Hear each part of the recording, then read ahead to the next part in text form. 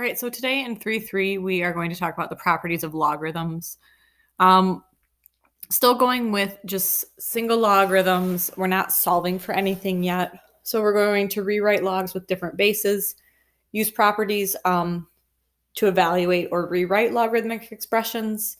We're going to expand and condense logarithmic expressions, and then you could potentially use them to help you solve your story problems. So the first rule that we're going to talk about is the change of base formula. And this can be used when you have logs with a base other than 10 or a base other than e, which is your natural log.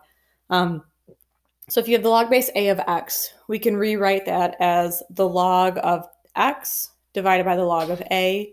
Same thing with natural log. We could say the natural log of x over the natural log of a.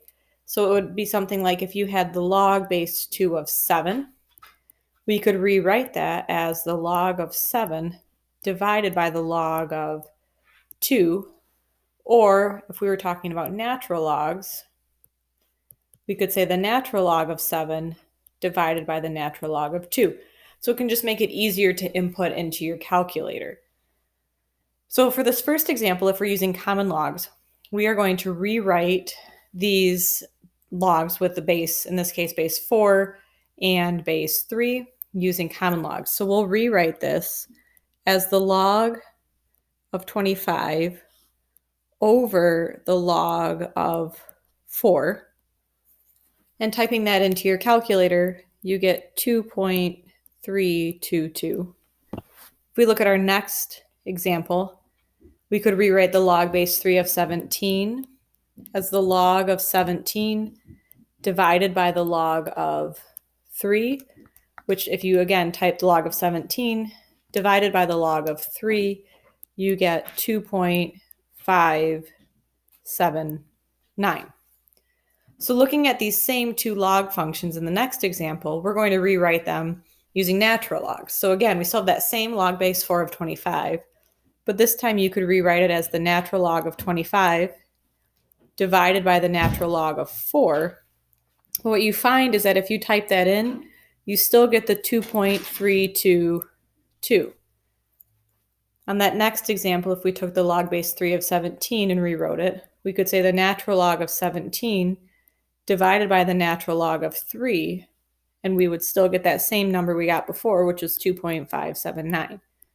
So it doesn't matter if you use common log or natural log to rewrite these logs with different bases. You'll get the same value. And then the next three things we're going to talk about, these are kind of the last three properties that we're going to use, is the product property, which says if you have a log and you're multiplying two things together, you could split it and add the two logs. So an example of that would be if I had the log of 2x, I'm multiplying 2 and x, so I could rewrite that as the log of 2 plus the log of x. Okay. Quotient property says if you're dividing, you can subtract, but kind of going a different direction with this, you can also condense. So if you're subtracting, so if we were given something like this, we could actually go this direction with it. So if I had the log of x squared minus the log of 2x, I could rewrite that as the log of x squared over 2x, right? Which I could simplify to be the log of x over 2. And then the last rule is that power property, which says if you have a log with something in your exponent, you can bring that down to the front, or if you have something in the front, you could bring it up to your exponent. So this next example, we're going to try to rewrite these logs that they gave us. So in this first one, they give us the natural log of 6, and we're going to try to rewrite that with just using natural log of 2 and natural log of 3. So we have to think about how can we get 6 into 2s and 3s. So I think, well, maybe I could say the log, not the log, we're dealing with a natural log here. So the natural log of 6 would be the same thing as 2 times 3, right? Since 2 times 3 is 6.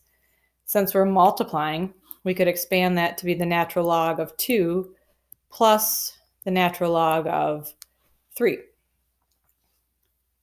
When we look at part B, we're dividing. So we could say the natural log of 2 minus the natural log of 27. But again, remember, your goal is to get the natural log of 2 and natural log of 3. So we already have the natural log of 2 right here. So we could rewrite the natural log of 2. But instead of 27, I could change that to a 3 cubed. And then I could use that power rule where I could bring the 3 from the exponent right here down to the front. So I could have minus 3 times the natural log of 3. If we look at the next example, we are going to practice taking these condensed logs and we're going to expand them out. So for this first one in A, we're multiplying 5 times x cubed times y. So since it's all multiplication, we can change that all to addition. We can say the log base 4 of 5 plus the log base 4 of x cubed plus the log base 4 of y. Okay, this is part A. So the only other thing we could really do here is this 3 in the exponent. We could bring that down to the front. So we could say the log base 4 of 5 plus 3 times the log base 4 of x plus the log base 4 of y. When we look at part B, we're dividing, so we're going to use subtraction.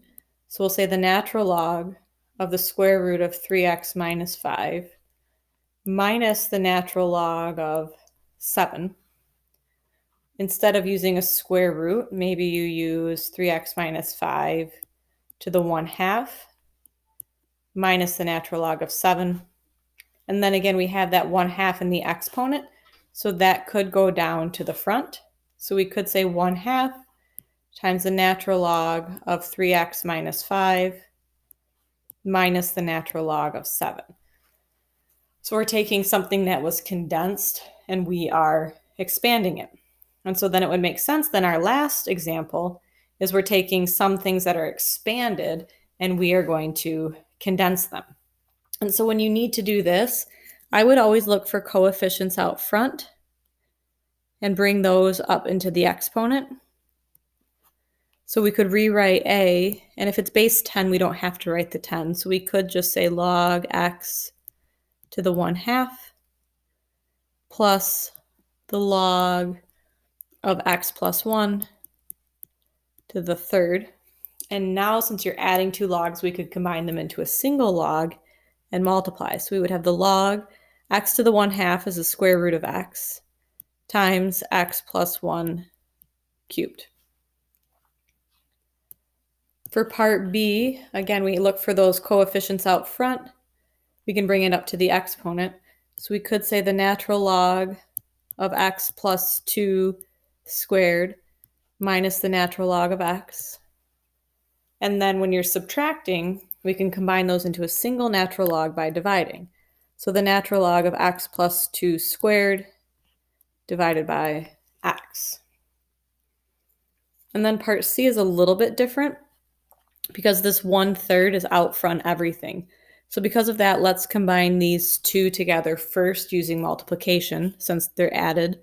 So we could say the log base 2 of x times x minus 4, right? And we still have that 1/3 out in front. So we'd have 1/3 times the log base 2 of x squared minus 4x. And then that last step, we could bring the 1/3 up to the exponents. We could say the log base 2 of x squared minus 4x to the 1/3, which if you wanted to, instead of raising it to the 1/3, we could rewrite it as a cube root. So we could say the log base 2 of the cube root of x squared minus 4x.